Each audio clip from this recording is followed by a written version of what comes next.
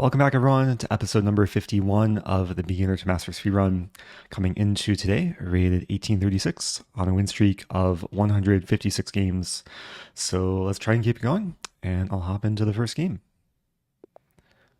Alright, first opponent, playing Pawn Radish. I have not seen that animation in a while, but I guess my settings got reset, because at some point I untoggled it, but I guess it toggled back on. So we have a Sicilian. Knight f3 or knight c3. What do I want to do? Let's play knight c3. Maybe we'll get another Grand Prix attack. There was an episode a few episodes ago. I think it was episode number 49, where every game was basically a Grand Prix attack. With knight c6, I like to play bishop b5 with the simple intention of taking to damage black structure, and then I'll still carry through with the usual plans of developing actively, knight f3, d3, castling. So it's basically going to be a Grand Prix, but I've traded off my lights for bishop for the knight. And yeah, d5 I'm basically ignoring. With pawn d4, it does look like black is gaining space, but there's a nice move here, knight a4. And yeah, it does look a little bit odd, maybe if you haven't seen this sort of idea before. Knight going to the edge, black having a seemingly strong pawn in the center. But long term, this structure can be very delicate, very vulnerable. Black is pushing very far with the d pawn. And in doing so, the c pawn is hanging. So I guess I have a choice here. Do I want to take on d3 first? Would allow queen takes d3 and then knight takes c5, or I can play knight takes c5 right away, because after takes and then takes, that looks fine. There's also takes and pawn e5 attacking my knight, but then I have knight takes d3. So yeah, it looks like I'm going to be winning a pawn here. I've played the Grand Prix for at least 10 years now, and I don't think I've ever had an opening in the Grand Prix go like this, with black extending the d pawn so far, and now I'm up a pawn, and the position looks quite nice. The queen does support the knight, so do I just take another seemingly free pawn? I think I do. I really don't see how black tries to punish me for this. And we trade on c5. And c6 is very weak. Black is trying to maybe hold on to it. But if I take on c6, queen c7, I can take on e7 and force a trade. So if takes, I guess there's takes, and bishop d7. But then queen d6 would be nice, preventing black from castling. Yeah, this is pretty materialistic, but I'm just winning pawns. We're 12 moves in. I'm up 3 pawns now. And we've simplified a good deal. And yeah, with queen d6, always have to be aware of alignment and potential tactics. Like if my king were on a light square, let's say d1, there would be bishop g4 check. But with the king on the dark square, the bishop can't check the king. And yeah, the king is completely stuck with the queen controlling f8. If the bishop moves, I'll be very happy to trade queens. So, I guess I still want a complete development in castle, like castling and then eventually bring out the bishop. I'll start with castling. We might see rook c6. Try and harass the queen. Now I have a choice, mainly debating between queen e5 check or queen b3 or queen a3 or queen b4. A couple options.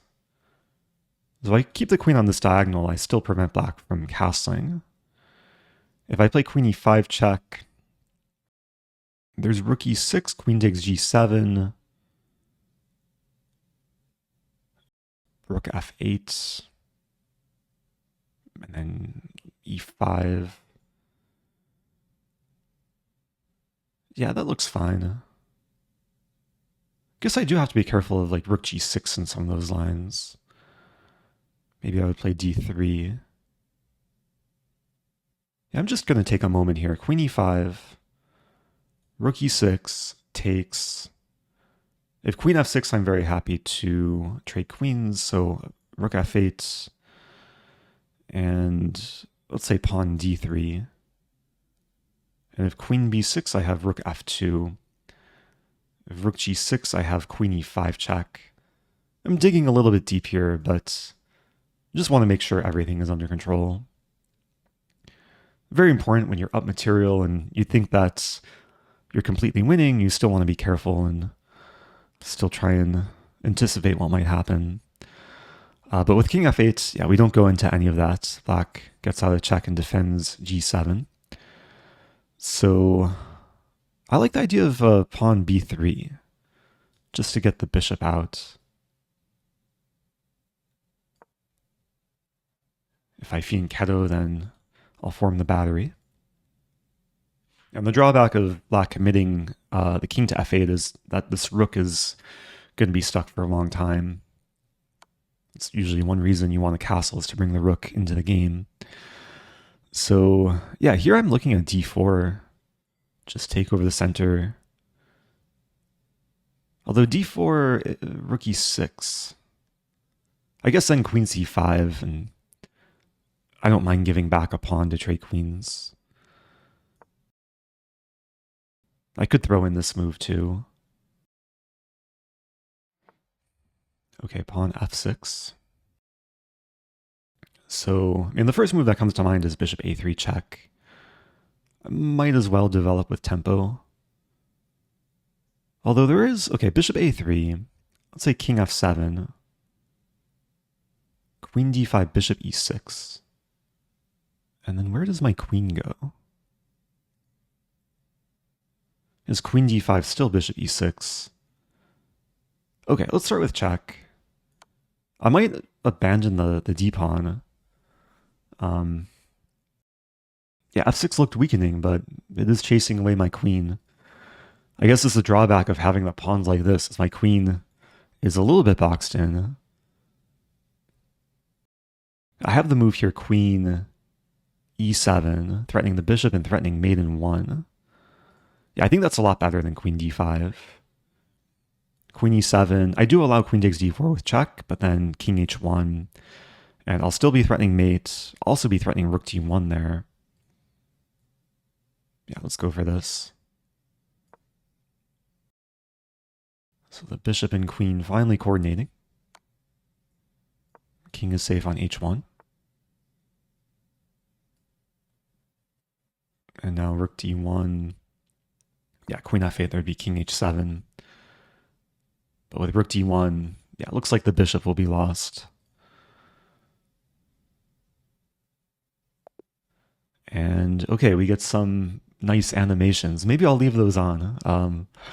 It does increase the dopamine rush of winning a chess game. So anyway, let's go back and take away a few lessons from this game. Started as a pretty standard opening.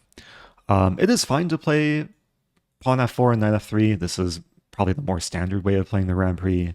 But with bishop e5, usually the rule is if black doesn't move the knight, like the main move here is knight d4, but if black does anything else like g6 or a6 or e6, white can just snap off the knight right away and still go for the Grand Prix setup. So yeah, that's what happened in this game. And yeah, after d5, knight f3, I was able to get a nice lead in development. And d4 is probably just a positional mistake. Very often, yeah, in such positions, black should just leave the pawn on d5 and focus on developing the minor pieces. Now, this does remind me of a game I played several years ago, and I actually played against Hikaru Nakamura's stepfather, Sunil Weramantri, who is a big proponent of playing the Grand Prix as white. And I had made a very similar mistake in my game against Sunil. It may have been the exact position. It may have been maybe a little bit different, but basically I got the same exact structure. I walked into knight a4, and basically we got a situation where Sunil was able to get this setup, and then in the middle game he played bishop a3, knight e5, knight c4.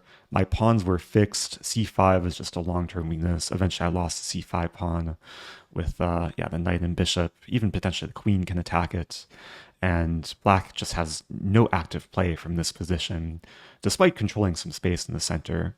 So I think this is probably one of the most important takeaways from this game is understanding the structure and understanding that d4 is just not a great move positionally. And I mean, even going back, probably better for black just to play knight d4 and avoid the double pawns on the queen side. But yeah, I mean, once I won the pawn, I think it was pretty smooth. Just had to be a little bit careful in the middle game, not celebrate too early. And yeah, this is a nice finish with queen e7 and rook d1. So, okay, nice start. Let's do another.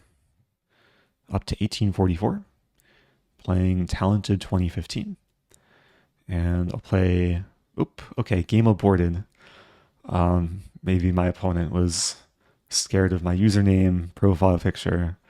Not sure, but yeah, let's do a new game. Playing Tom Jolland, or Tom Yolland. And okay, let's play Sicilian. This time I have the black side of the Sicilian. And okay, so my opponent may be going for a Grand Prix. I wonder if we'll see the same opening, but this time I'll have the black side. And there are a lot of playable moves here. Bishop b5 is usually my choice. Pawn f4, traditional Grand Prix. g3 is more of a traditional closed Sicilian. There's also knight f3 or knight e2 to transpose into open Sicilian. So opponent is taking some time.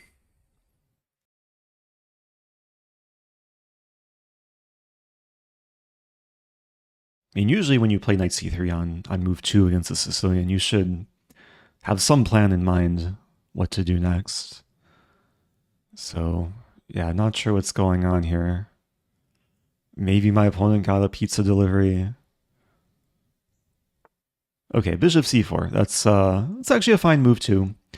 The drawback of bishop c4, we saw this in the previous speedrun episode, where I played Sicilian, the bishop comes here early, and the pawn likes to come to e6, very simply to undermine light squared bishop. The bishops don't really like to stare at pawn chains. And the plan going forward later in the game is to eventually either play d5 or a6 and b5. And white is essentially preparing to bring the bishop back. So I'll start with knight f6 here. Just pressure the center. And with knight f6, I am either preparing d5 or maybe even preparing a center fork trick with knight takes e4 and then d5. And that actually kind of looks interesting. And knight comes to e2, which is not the most typical square for the knight. So if takes and then d5, I'm not winning material. Like if white takes back, it's kind of just a big trade. But I think it's still nice to go for, because black will be taking over the center. I'll be getting some initiative. Yeah, I'm going to go for it. I think there was a comment in the last speedrun episode where someone was actually like asking if I had a chance to employ the center fork trick in a slightly different position. I think in the last episode it didn't work as well. Like white was already castled. But in this position, yeah, it's nice.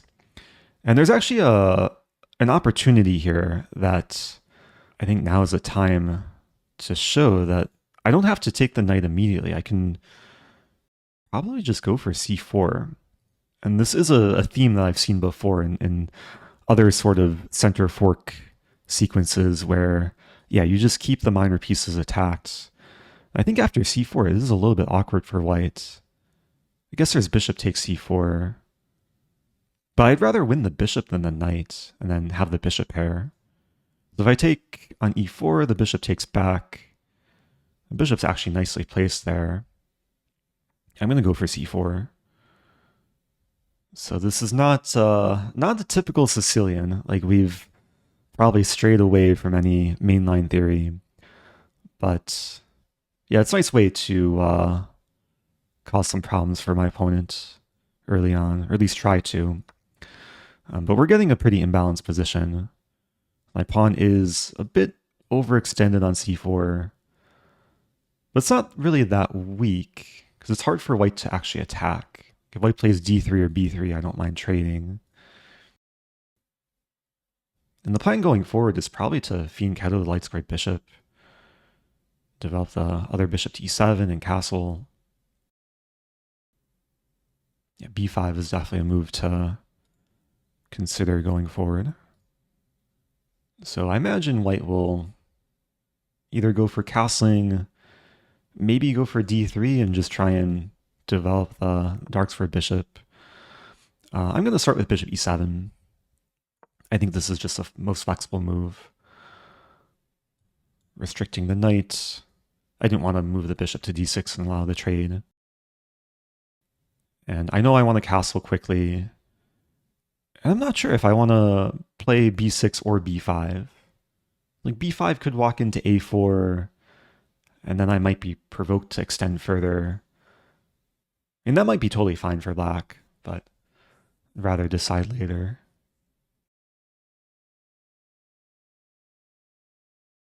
I mean, if white tries d3, then after takes, white's going to be left with an isolated pawn, either after white takes back, or if queen takes, then we trade queens. White plays b4, interesting. So, I mean, if white played b3, I would have taken. I still have the option of taking en passant. And if takes and then takes, and the bishop is going to develop to b2. There's a funny idea to take and then queen d3. Simply to attack the knight and fix this pawn. I'm going to start with taking. I think there's some nice positional benefits. So d pawn is isolated. And if I play queen d3, I guess there's knight g3. How much do I want my queen on that square? And the thing is, it's kind of hard for white to remove the queen. Okay, I'm going to do it.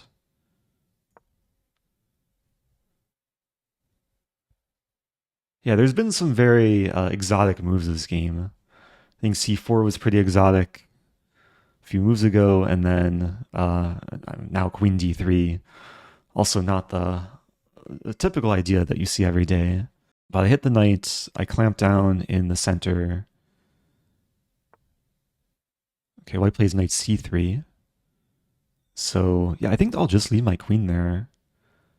Go for kingside castling. I was thinking there might be ideas of pawn f5. There's also knight d4.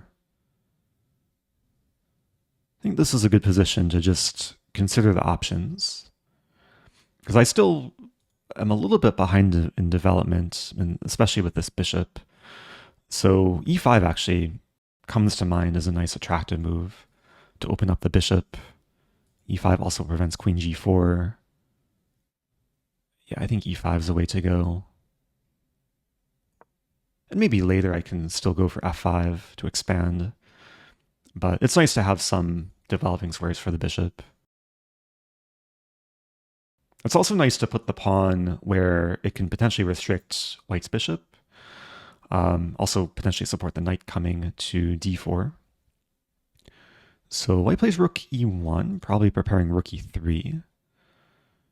And that is one way to try and chase my queen away. So can I start with f5? So I'm looking at f5. If rook e3, I move back the queen. And then the only safe square for the knight appears to be g3, and then I have a fork. I really don't see any downside with f5. I think white probably has to play knight g3 first. And with the knight kind of retreating, then, I mean, if white were to go for that, I'd have the option of playing this or even this. But now, yeah, it's weird, but I think I'm just winning material after the queen drops back. And I like d8, just getting out of the way, making sure the queen can't be attacked further. And even though the knight is centralized, it can't move forward, and it can't really move backwards apart from g3, which gets forked. So yeah, I think I'll be winning at least a minor piece. Now it is a question, can white generate counterplay? With f5, I did kind of open up my king. But I think it's pretty tough for white. Like if queen h5, I just take. And the bishops do a nice job at yeah, controlling a lot of squares on the king side. So I think my opponent is realizing their doom here. But sometimes in situations like this, when you realize you're going to be losing a piece, you still want to look for any ounce of hope in the position, try and find ways to fight back. Like rook g3, rook g3 takes and then takes. I'm not sure what I would do as white here. b4, set up this and this. It does look pretty grim. Like once I win the piece, then my knight can hop in, the bishop will develop. Okay, we do see rook g3. So I'll take.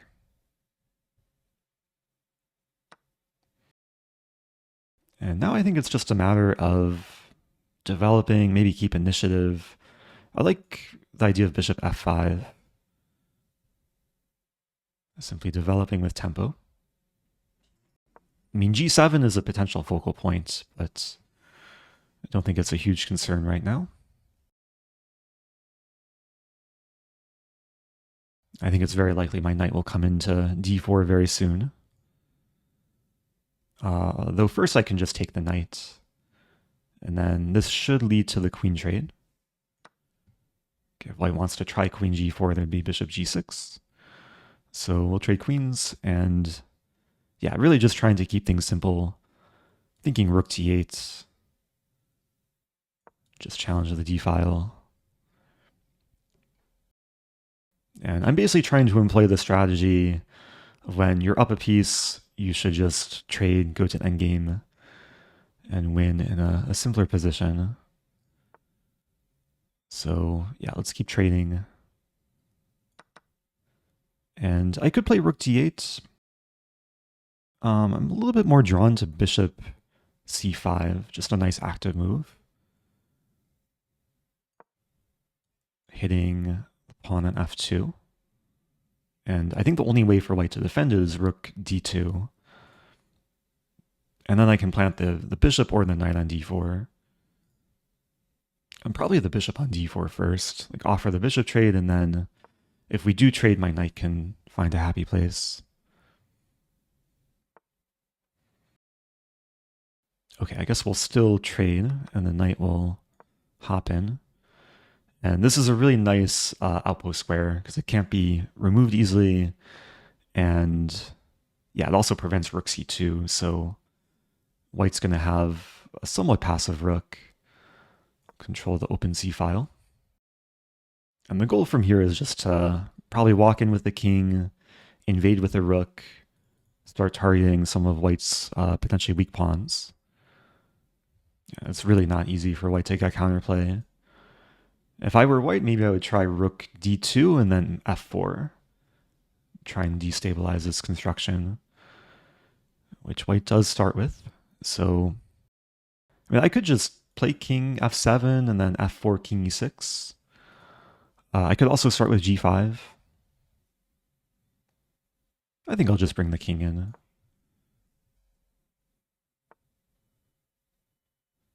And now there's actually a trick that... I mean, my original plan was to play king e6, but the trick is rook d8. I'm going to start with this move, because this not only sets up the tactic of knight f3 to win the rook, but it also over-defends the knight, so I'm threatening to take and win the pawn on f4. I mean, white can get out of this with rook f2, but then we trade and then king e6. And okay, I'm threatening a fork now.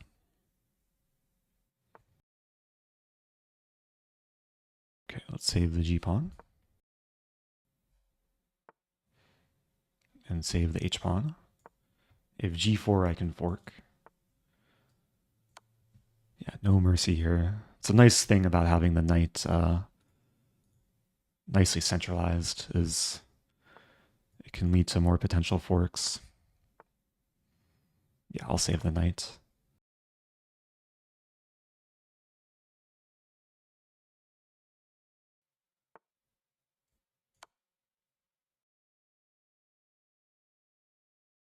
I'm going to try and... I was going to say I'm going to try and checkmate efficiently, but white throws in the towel. Yeah, I think that was a nice game. Another nice kind of early lesson in the opening. How to deal with a slightly unusual occurrence in the Sicilian. I think so far the theme has been unusual Sicilians. Just some moments early on in the game where we see kind of some abstract ideas. It's very possible that white should have played pawn d3 here just to not allow the center fork trick. d3 is a top engine move. But after knight e2, looks like the move that I played was actually second best. The engine still prefers probably the more principled pawn d5. But yeah, this was fun. After d5, bishop d3, c4, the engine approves of this. And in the first game of this episode, we saw black also extending the queenside pawns early, but this case I think it was more justified and led to a nice positional transformation.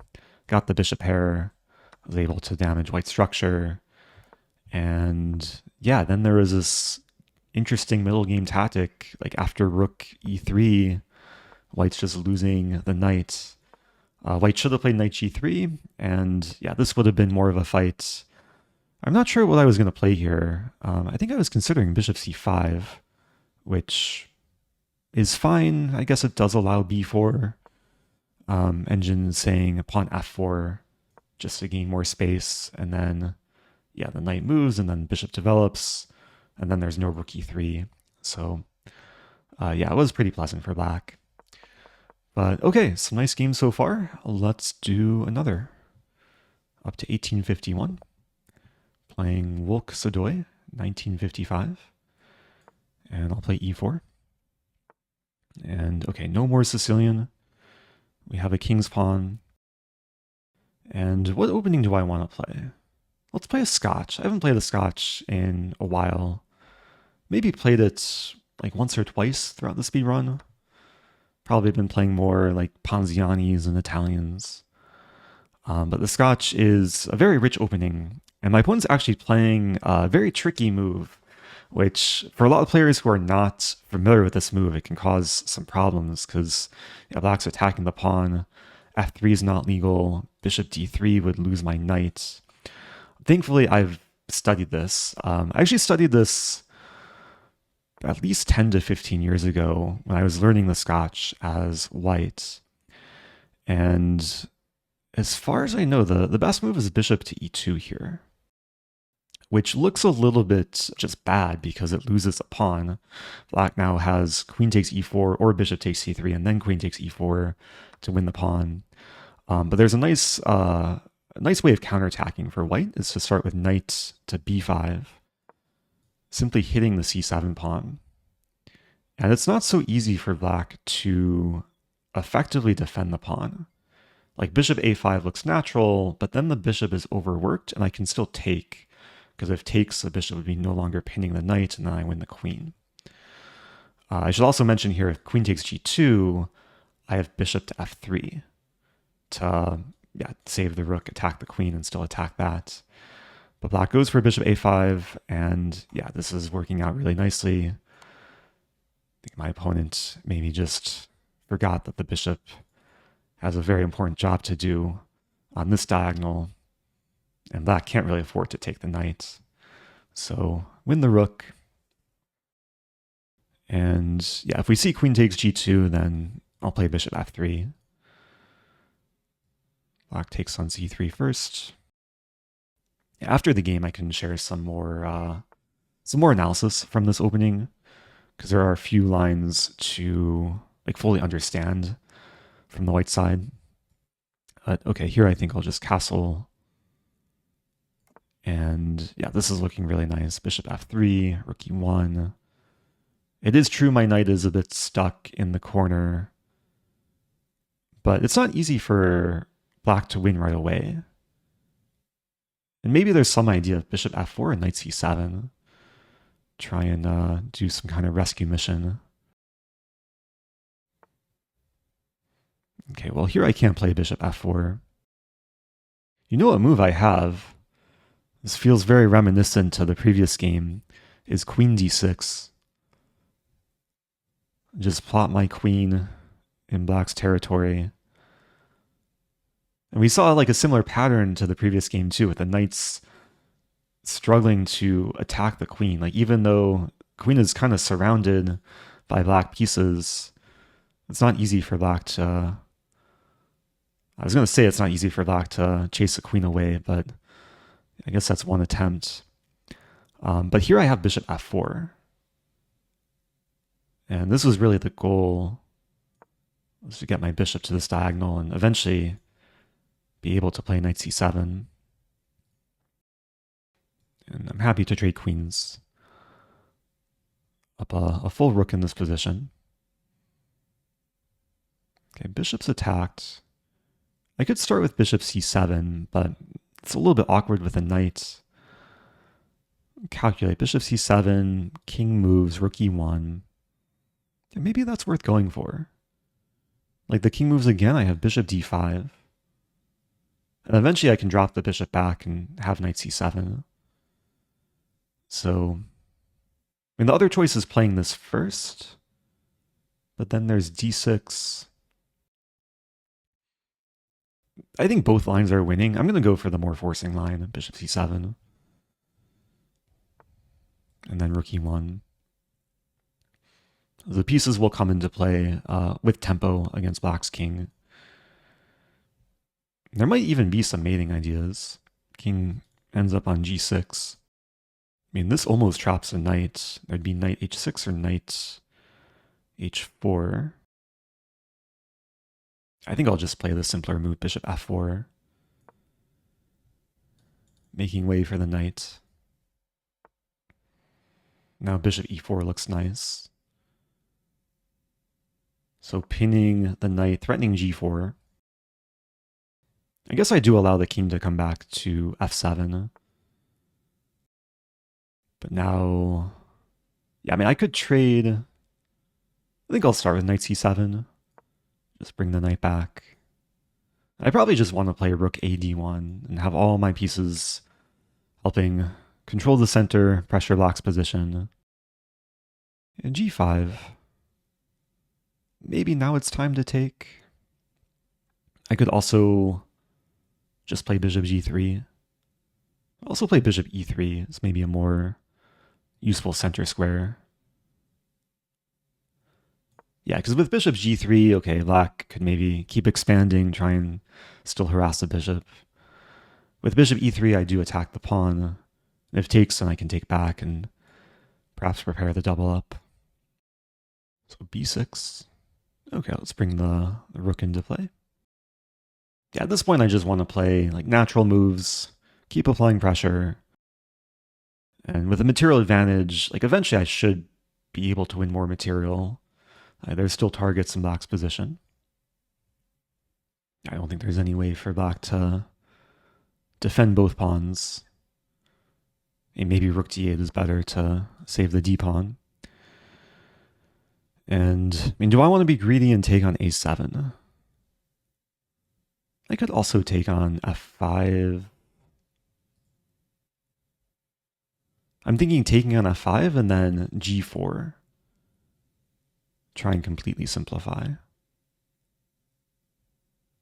If I take on a7, I'll take on a7. I think, yeah, the knight's not getting trapped here. And with this move, I hit the bishop. I also hit the b pawn, which is now undefended.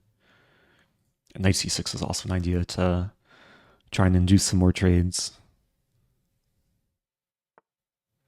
Okay, probably time to take on b6. Like bishop takes b6, rook b8. I drop the bishop back. Yeah, let's not overthink this. The knight's not going to get trapped. Now I do have the passed a pawn, which is a nice asset. I mean, maybe black will take the pawn. We shall see. Okay, rook g8. Yeah, I think now I just start pushing. And then hopefully the minor pieces can support the pawn on its journey to queenhood. a5, a6, the knight should get out of the way. Already controlling the promotion square. Black is going for the last ditch pawn storm. Okay, this does prevent pawn a6. And knight b5. Go ahead and offer the trade. A trade of knights. I mean, I do respect the fact that my opponent is like trying their best to fight on. Like I won the rook from early on, but yeah, they've held on to some material. Just trying to keep some hope alive. Okay, now the plan is probably bishop b7 and then start pushing. Could also maybe start with rook a1. But rook a1, there's bishop a6. Guess I can also do this and then this. Oh, actually, rook a1. Or even, this is tricky, pawn a6 immediately. And if takes, then I have bishop d5 to win the rook. So the bishop is, in some sense, overworked.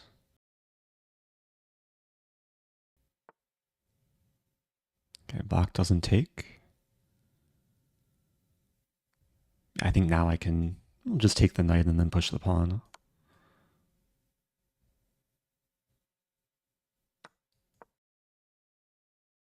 Yeah, we'll see if black plays it out till mate, which doesn't happen.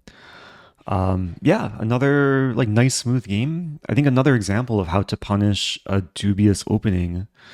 And for anyone that plays a Scotch opening, like this is probably one of the first things to learn, at least at a lower level, because I mean this opening can be really tricky to deal with, like if you're not well prepared as white. But of course, like if white is prepared, then black is the one getting punished. And as we saw in this game, yeah, bishop e2 is a way to go.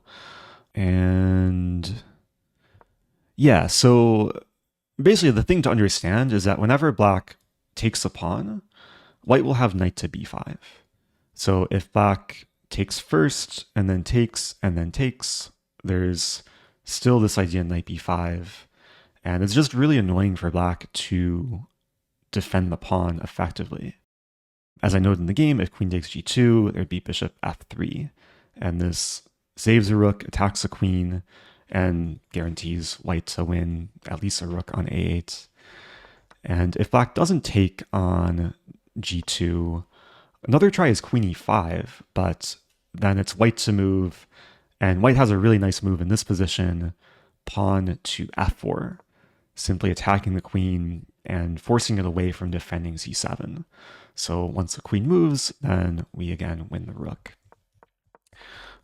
So it turns out that in this position, the best move for black is king d8. And white's not winning material, but white has taken away black's castling rights, and white can just castle here. And it's a really good position. Like white has full compensation for being down a pawn. Bishop f3 is coming, rook e1 is coming, The center files are nice to use. Bishop f4 in the air too. And the black king is going to be a long-term target. So going back to what happened in the game, my opponent took immediately on e4. And yeah, after knight b5, it's basically all the same ideas that I just show still apply to this position. If queen e5, there's f4, white's winning material. If, again, queen takes g2, bishop f3, and as we saw in the game, bishop a5 runs into knight takes c7. So I guess if my opponent wanted to still get a playable position, the best try is to either take and then king d8 or just king d8 right away. And I would have been happy to go into this, but this would be a bigger fight compared to black losing the rook. But after bishop a5 and I won the rook, I don't think there's much more to analyze in this game. I think the conversion was pretty smooth, just took some patience and yeah, some alertness to get the job done. So I think I'll wrap it up there for this episode. Thanks everyone for watching. If you have questions, do leave them below. And as always, if you like the content, do subscribe to help the channel, and I'll see you guys soon.